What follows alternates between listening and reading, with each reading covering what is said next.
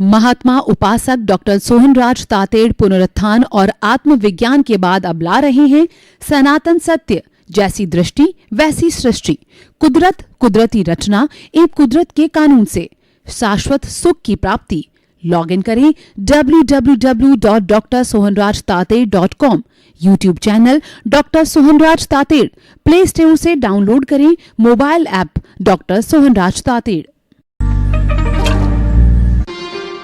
ओम ह्रीं नमो अरहन्ताणं, ओम ह्रीं नमो सिद्धाणं, ओम ह्रीं नमो आयर्याणं, ओम ह्रीं नमो वज्रायाणं, ओम ह्रीं नमो लोये सवसावणं, ऐसो पंच नमोकारो सर्वपावपणासनो मंगलाणं च सव्येसिं पडमं हवै मंगलं, पडमं हवै मंगलं। ओम नमो भगवते वासुदेवाय, ओम नमः शिवाय, जय सच्चिदानंद। भाइयों और बहनों, मातृशक्ति को नमन। आज का हमारा अति उत्तम विषय बचपन, संस्कार निर्माण की उर्वरा भूमि। देखिए, किसी किसान की भूमि उर्वरा होती है, यानी फर्टिलिटी होती है। अच्छा धान जो है पकाने की जमीन होती है, जमीन में ताकत होती है कि धान को पकाना, उनको अच्छी खुराक देना, उसको उर्वरा भूमि कहा जाता है। ऐसा किसान कंपैरेटिवली दूसरे किसान से प्रति बीघा जो है बहुत अधिक संख्या के अंदर फसल प्राप्त करता है, क्योंकि वो उर्वरा है। और एक बंजर भूमि होती है तो उसके अंदर चाहे कितना ही हल चलाओ, चाहे कितने ही बीज डालो, वो उसके अंदर पौधा बड़ा ही नहीं होता, कुमला जाता है, क्योंकि उसमें फर्टिलिटी नहीं है। इसीलिए जो महिला बच्चा पैदा नहीं कर सकती वो बंजर भूमि के समान कहलाती है, और जो बच्चे पैदा करती रहती है वह उर्वरा भूमि की महिला कहलाती है। तो भाई और बहनों, फर्टिलिटी का जो है वो बहुत बड़ा महत्व है। हमारा मस्तिष्क अगर उर्वरा भूमि तक भूमि जैसा होता है, उसमें इनोवेशन होते हैं, उसमें नए नए आइडिया आते हैं, कॉन्सेप्ट आते हैं, नए नए विचार आते हैं, पॉजिटिव थिंकिंग आती है, जन कल्याण की बात आती है, अच्छा इंसान बनने की बात आती है, काम का जज्बा आता है, उसमें जील आता है, एंथुजियाज्म आता है, और कुछ कर गुजरने की तमन्ना होती है। ऐसे लोग ही हमारे बॉर्डर पर शहीद होते हैं, ऐसे लोग ही महान बनते हैं, ऐसे लोग ही बड़े बड़े आचार्य बनते हैं, भारत रत्न बनते हैं, और बड़े बड़े ऊंचे पुरस्कार प्राप्त करने वाले होते हैं, क्योंकि उनका माइंड फर्टाइल है, उनका जो है माइंड उर्वरा शक्ति वाला है। ये उर्वरा शक्ति डेवलप कैसे होती है वो हम आपको बताना चाहते हैं। हमारा जो बचपन होता है, यानी समझ आने के बाद का बचपन, समझ लीजिए 5 से 15 साल का, ये जो पीरियड होता है ये बचपन कहलाता है। और अगर ये फर्टाइल है, या देखिए फर्टाइल 2 तरह का होता है। एक तो फर्टाइल क्या होता है कि पीछे जन्म से जो है वह उदय और प्रारब्ध के साथ में लेकर के आता है, नैसर्गिक उर्वरा माइंड होता है। और एक दूसरा होता है अर्जित, यानी कि उसको संस्कार दिए जाते हैं।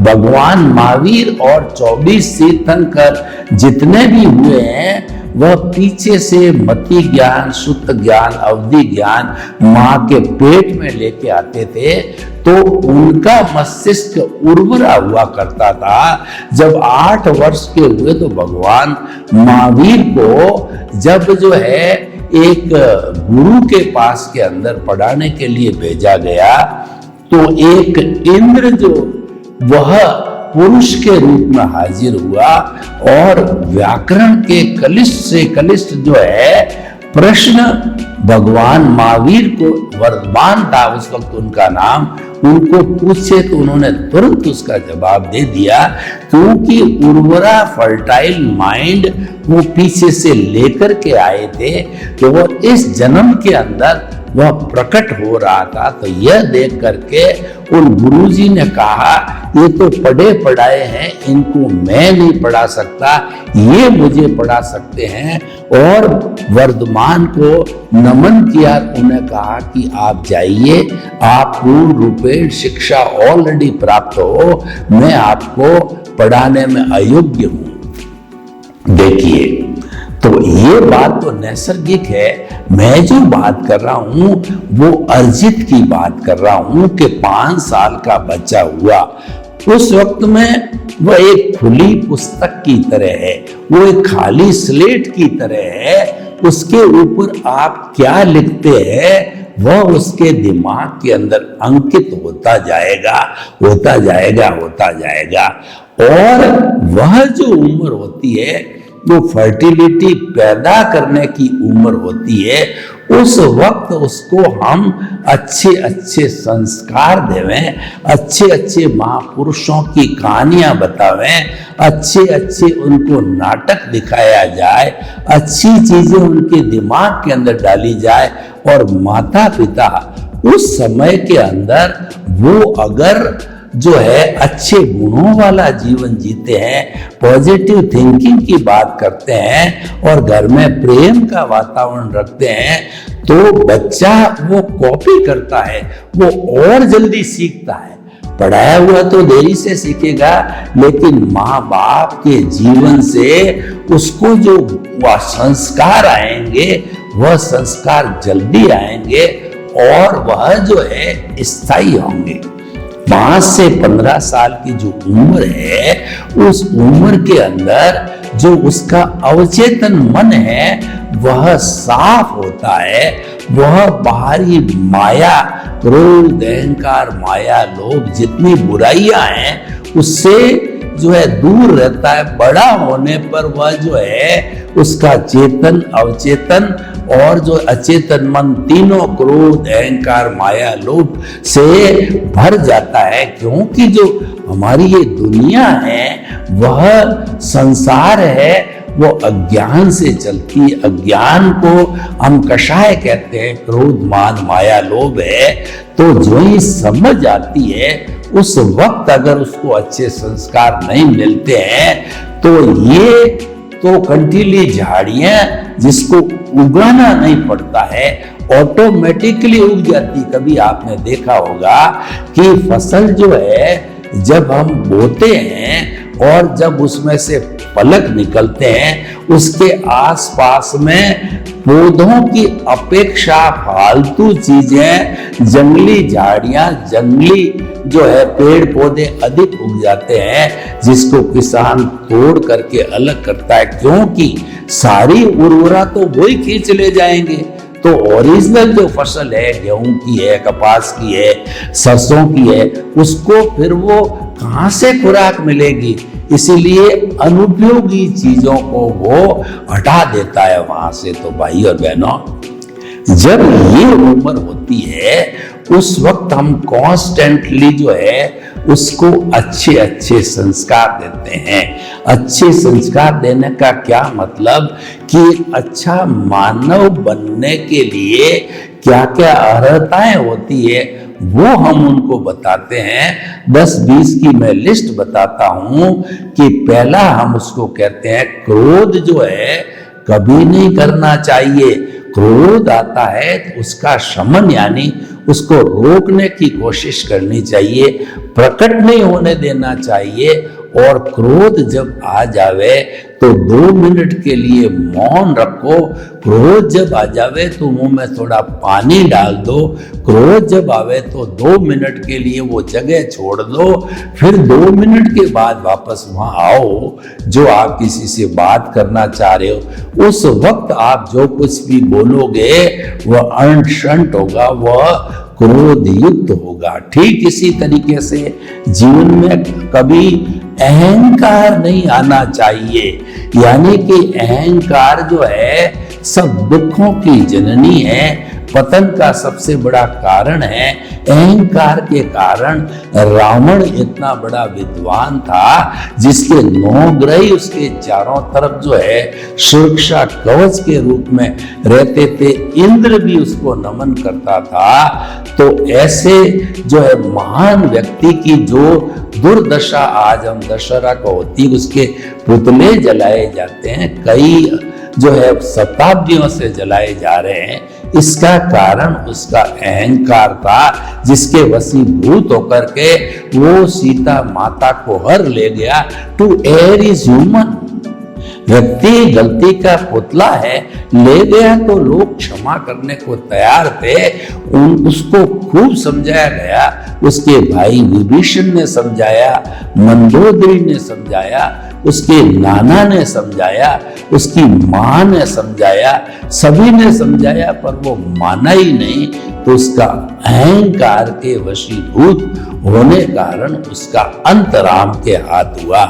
तो ये हमारे 4 बड़े दुश्मन हैं, इनको जीत लेता वो जितेंद्रिय कहलाता है, वो अरिहंत कहलाता है, दुश्मनों का नाश करने वाला।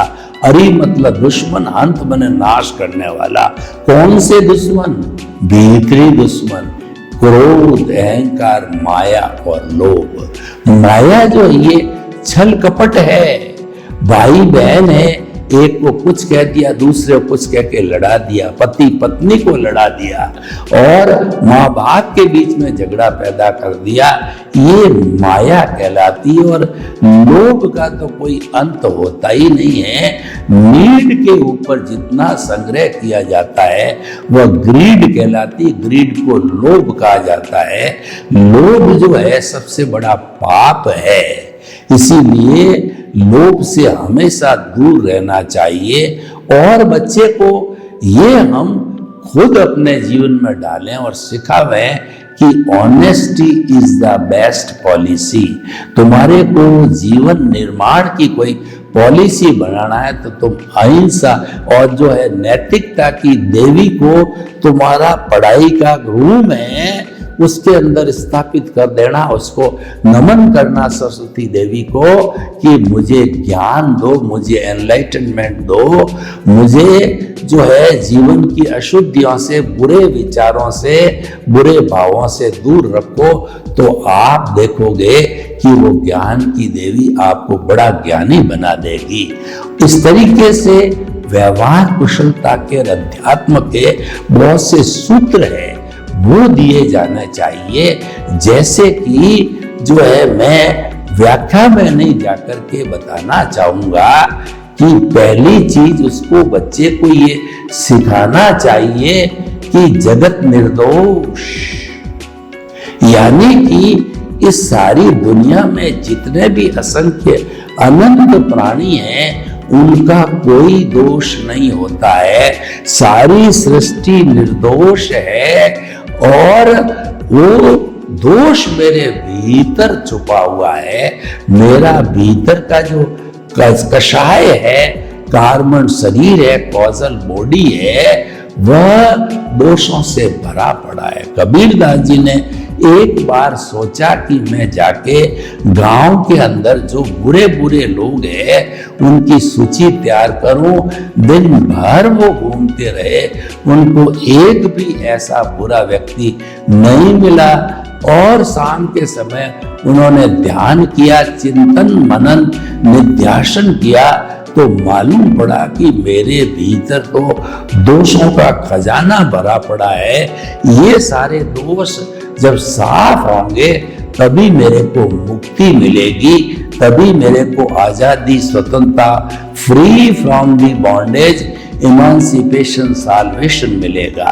तो भाई और बहनों, दूसरे किसी के दोष नहीं निकालें। और जगत निर्दोष का अर्थ है कोई व्यक्ति बिना हिसाब के आपसे बात नहीं कर पाएगा, आपके पास नहीं आ पाएगा, आपके विचारों में नहीं आ पाएगा, आपको टच नहीं कर सकेगा। लेकिन हिसाब है तो व्यक्ति बार बार आएगा, घंटी बजाएगा कि भैया मेरे 10,000 रुपये बाकी है, मुझे दो। आप कहोगे अगली तारीख है दोगे, तो उस तारीख पे वो हाजिर हो जाएगा, क्योंकि अभी आप निर्दोष नहीं बने हैं, अभी आपका जो है उसका आप पर कर्जा है। तो इसीलिए जगत निर्दोष है, दोष अब अपना खुद का होता है। दूसरा, टकराव टालिए, चाहे आप घर में हैं, ऑफिस में हैं, पब्लिक प्लेस पर है, सड़क पर है, या कहीं पर भी है, देश में विदेश में, आप प्रतिक्रिया नहीं करें। कोई व्यक्ति, हम क्या है कि डिस्कोर्स में, बातचीत में, फोन के ऊपर या कोई भी व्यापारिक चीज के ऊपर हम कोई होता है तो उसकी प्रतिक्रिया करते हैं कि ये गलत है, ऐसा है। यानी प्रतिक्रिया का अर्थ होता है उस डिस्कोर्स में राग द्वेष को जोड़ना, वह प्रतिक्रिया कहलाती है। तो हमें प्रतिक्रिया विरति करनी चाहिए। अगला क्या कह रहा है उसकी बात को समझना है, उसकी बात को काटना नहीं है। हमको पसंद नहीं है तो चुप रहो, हमारी निंदा करे तो भी चुप रहो। यानी कि अगर आपने उसकी बात की प्रतिक्रिया की और वो आपसे लड़ाई करने के लिए आया है, तो थोड़ा सा आपकी प्रतिक्रिया होते ही दोनों के बीच में झगड़ा हो जाएगा। और झगड़ा तो इस हद तक पहुंच सकता है कि पुलिस कार्रवाई, कोर्ट कार्रवाई तक भी जा सकती है। बच्चों को ये सिखाना चाहिए कि आप प्रतिक्रिया विरति करो। आप कम से कम कोई बोलता है उसका जवाब दो। अगर कोई गाली देता है आप उसको एक्सेप्ट नहीं करते हो, यानी कि आपने रिएक्शन नहीं दिया, तो उसकी गाली वापस चली जाएगी। आप देखिए किसी दीवार पर जो है एक बॉल को फेंकिए तो वो बॉल है उतने ही रिएक्शन के साथ में आपके पास वापस लौट के आएगी, आप उसको पकड़ भी सकते हो। तो विज्ञान कहता है to the every action there is equal and opposite reaction. Action करते रिएक्शन होता है। तो जो इसका अर्थ ये हुआ कि बोलो कम और सुनो ज्यादा। बोलो कम के लिए भगवान ने हमको एक मुंह दिया और सुनो ज्यादा के लिए दो कान दिए हैं। इसी कारण कि ज्यादा सुनना चाहिए, बोलना कम चाहिए। ये इस तरीके के जो अच्छी पॉजिटिव थिंकिंग, सुविचार, शुभ भाव और दूसरा मंगल भावना योग, ऐसी बच्चों को सिखाया जाना चाहिए। तीसरा है एडजस्ट एवरीवेयर। मैं जो ये सूत्र बता रहा हूं ये सार्वजनिक है, ये यूनिवर्सल है। ये देश के किसी कोने में, इंटरनेशनल विश्व के किसी कोने में चले जाइए, ये इतने एप्रोप्रिएट, एप्लीकेबल और इफेक्टिव है व्यवहार जगत के अंदर कि इसका तुरंत रिजल्ट आपको मिलता है।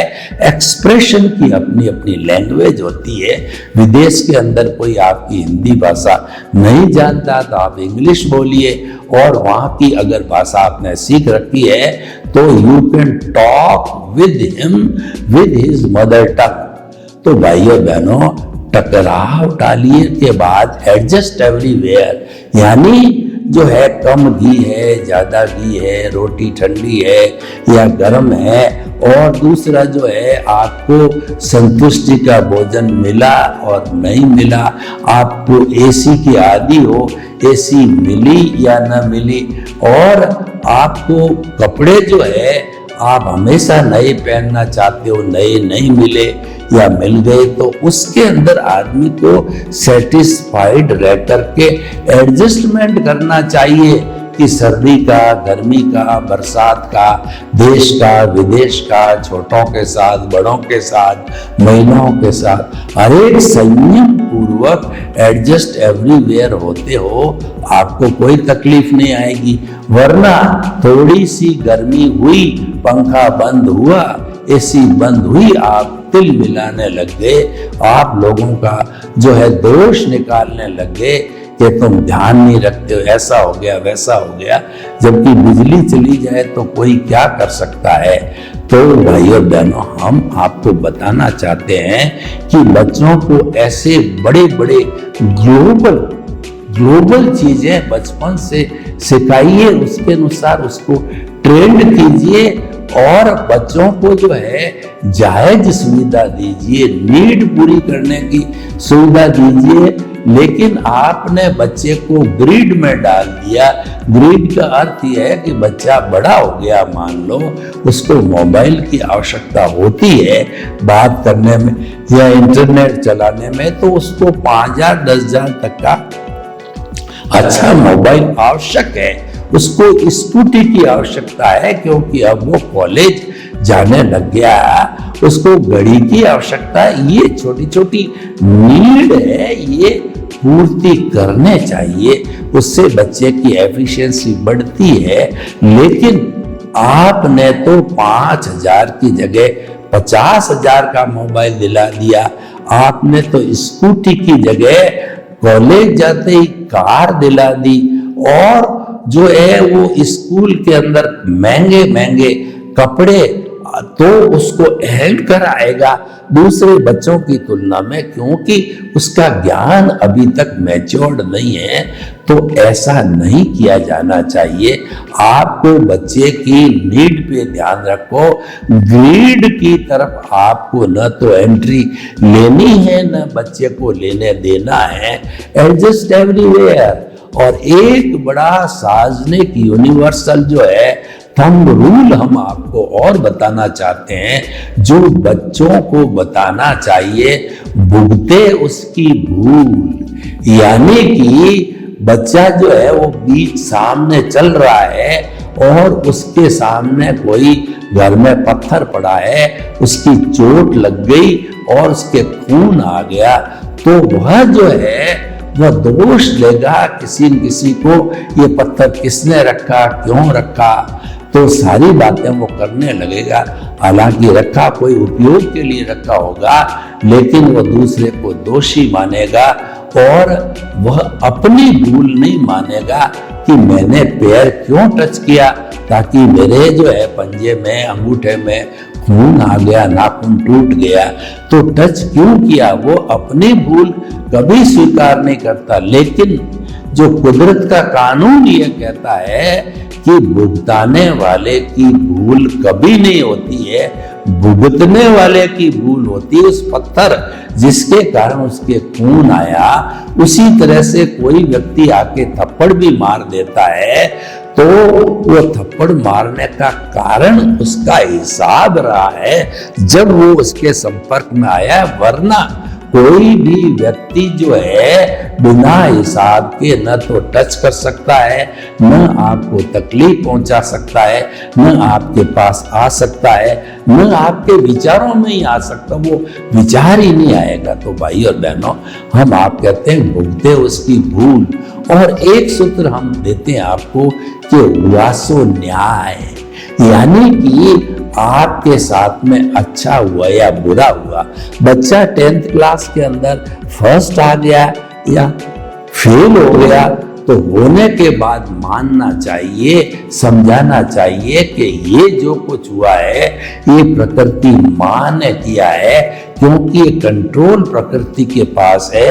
वही तुम्हारे मन वचन काया की समस्त क्रियाओं की क्रिएटर, ऑपरेटर, डिस्ट्रॉयर है, क्योंकि वही एग्जामिनर है। आंसर शीट उसी के पास है और उसी की जुम्मेदारी तुम्हारी नहीं।